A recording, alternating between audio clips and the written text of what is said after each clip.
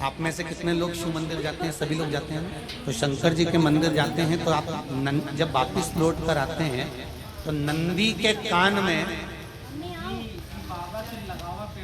जब हम नंदी से कुछ कहते हैं, आप लोग जब वापिस लौट कर आते होंगे तो नंदी से कहकर आते होंगे ना कुछ लोग। तो जब हम नंदी से कुछ कहकर आते हैं, आपने देखा होगा कई लोग नंदी के कान में कुछ कहते हैं, फिर नंदी का जो सींग होता है उस सींग के बीच में से शिवलिंग का दर्शन करते हैं।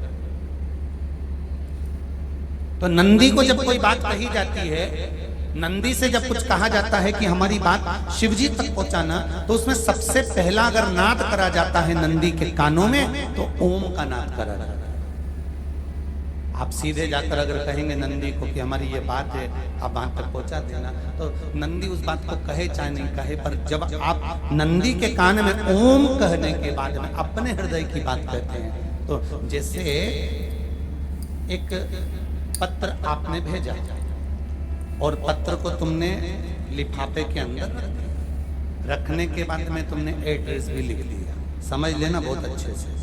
एड्रेस लिखने के बाद में तुमने अपना मोबाइल नंबर भी लिख दिया, सब कुछ कंप्लीट कर दिया। अब इस लिफाफे को तुमको भोपाल भेजना है सागर से, और तुमने ले जाकर इस लिफाफे को डाकघर के डब्बे में डाल दिया। लिफाफा जाएगा, जम के बोलिए, एड्रेस पूरा लिखा है, पीछे तुम्हारा नाम भी लिखा है, मोबाइल नंबर भी लिखा है, सब कुछ लिख दिया, पर लिफाफा जाएगा नहीं। क्यों नहीं जाएगा? क्योंकि उस पर टिकट चिपका नहीं। 15 पैसे का, 10 पैसे का, 25 पैसे का, या 1 रुपए का, या 2 रुपए का, उस पे अगर कोई टिकट चिपका होता फिर आप उसको डालते तो जाता कि नहीं जाता? चले जाता। ये ओम सनातन धर्म के अंतर्गत जितने भी मंत्र होते हैं, जितने ब्राह्मण मंत्र का उच्चारण करते हैं, जितने ब्राह्मण मंत्र पढ़ते हैं और मंत्र का उच्चारण करते हैं, उसमें ओम का नाद क्यों करते हैं? क्योंकि ये हमारे श्लोकों को, हमारे शब्दों को, हमारे दिल की बात को टिकट का काम कर कर परमात्मा तक पहुंचा देता है। ये ओम अक्षर, ओम शब्द, ओम नाद।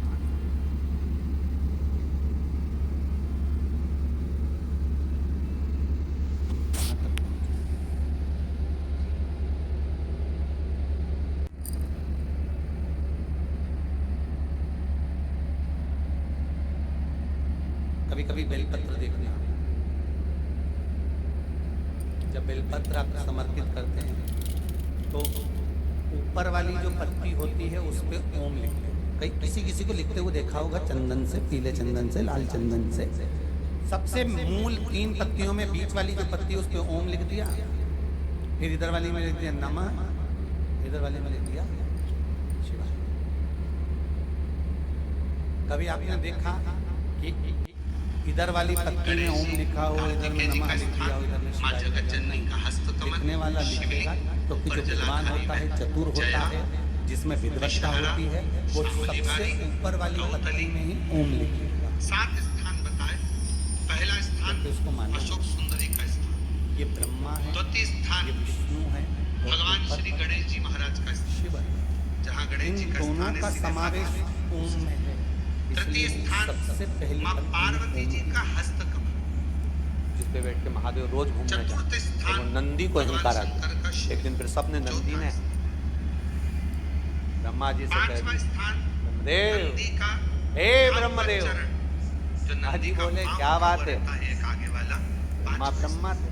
और 2 शमी पत्र भगवान शंकर के पर किसी ने पूछा, ये समूह में नारद से जी में अपनी इतनी हंसी कामना आई कि कर हर घर में आग लगाया। 3 बार जहाँ पंचाक्षर जाते मंत्र वहाँ का कुछ ना कुछ ऐसा या बोल श्री दिया शिवाय कि आग लग नमः का जाती। स्मरण कर नारद जी को पुष्पमी पत्र जब देवऋषि भगवान नारद हैं तो शंकर इनमें के तो अच्छे शिवलिंग पर संस्कार होना चाहिए। समर्पित तो ये अगर ये आग लगाने का क्रम इनके पास शमी आया पत्र कहाँ से? समर्पित तो कर नारद जी एक कौन है? पत्र ब्रह्मा जी के मानस शिव जी को समर्पित करा जाता तो है। ब्रह्मा जी, तो अब धीरे ब्रह्मदेव भी धीरे कम थे क्या? ऐसा भी जो बड़े भगवान से बड़ा विष्णु के लोग सामने जाकर करें कि तुम्हारे पिता कौन है? भगवान विष्णु ने कहा मेरे पिता भगवान शंकर है। शंकर हैं तो वो कैसे हैं? पुराण के वो 7 स्थान दोनों ने जब पर्वत घुमाया तो शिवलिंग प्रकट हुआ, शिवलिंग तो प्रकट हो गया। अभी भी शंकर भगवान कह रहे हैं मैं भगवान विष्णु का पिता हूं, तो ब्रह्मा जी मानने को तैयार नहीं कि इनके चरण का तो सिर का।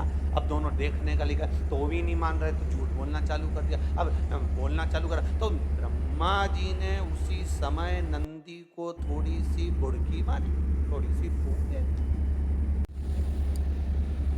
अब थोड़ी सी फूंक ब्रह्मा जी ने नंदी को दी। नंदी, ओ नंदी, क्या काम करता है, शंकर जी के मुंह से निकला नहीं और तू दौड़ के गया नहीं। ऐसे ब्रह्मा जी जैसे, नारद जी जैसे कहीं कहीं अपने घर में भी रिश्तेदार आ जाते, वो एक ही बुड़की मार के जाते, वो अकेली करती रहती है, वो अकेली। समझ, जैसे ही वो बोले कि तू अकेली करती रहती है, उसी समय पर मोबाइल में गाना बजा दो, श्रीमन नारायण नारायण हरि हरि।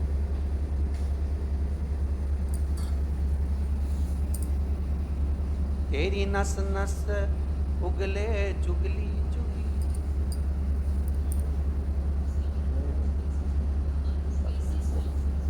आते से एक बार बोले अकेली करती है। रानी कहाँ गई? उसका बच्चा हुआ है ना अभी। अच्छा, कितने दिन की गई है मायके? 15 दिन। क्या करे वहां पे? तू अकेली करेगी? तभी तो तेरी आंखें के नीचे काला काला होएगी।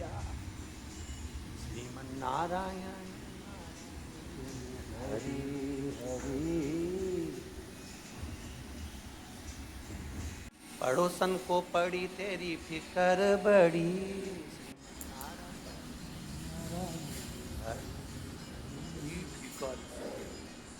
अब इससे कह दो, जब तुझे इतनी फिकर पड़ रही है कि तू अकेली कर रही है, तो सुबह 9 बजे से हमारा घर का बर्तन मांज ले, तू आई जा।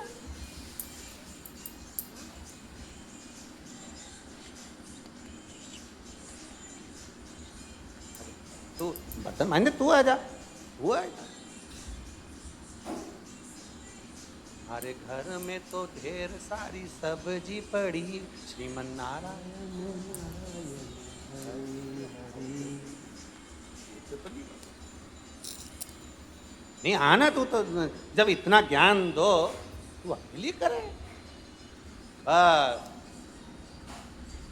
ब्रह्मा जी ने नंदी को बुलाया और नंदी गण आए, और ब्रह्मा जी ने देखा आज नंदी अकेला है, और अकेले नंदी को देखकर ब्रह्मा जी ने कर दिया। ब्रह्मा जी बोले, बहुत ध्यान से सुनना महाराज, शिवगण, शिव महापुराण की कथा चल रही है। मैं दिल्ली के गोयल परिवार को, दीक्षित परिवार भोपाल को बहुत बहुत साधुवाद देता हूं, साथ में अग्रवाल परिवार को बहुत बहुत साधुवाद कि ये वो पावन कथा शिव गण शिव महापुराण की कथा करवाई कर आपने जनमानस तक इस कथा को भेजा है। बहुत बहुत साधुवाद है, बहुत बहुत धन्यवाद। ना जाने कितने जीव जो अकाल मृत्यु में मरे होंगे, जिनकी अकाल मौत हुई होगी, जो अधोगति में मरे होंगे, जिनकी अकाल मृत्यु हुई होगी, वो शिवगण शिव महापुराण की कथा सुनकर तर जाएंगे। इसलिए यहाँ शिव महापुराण में इस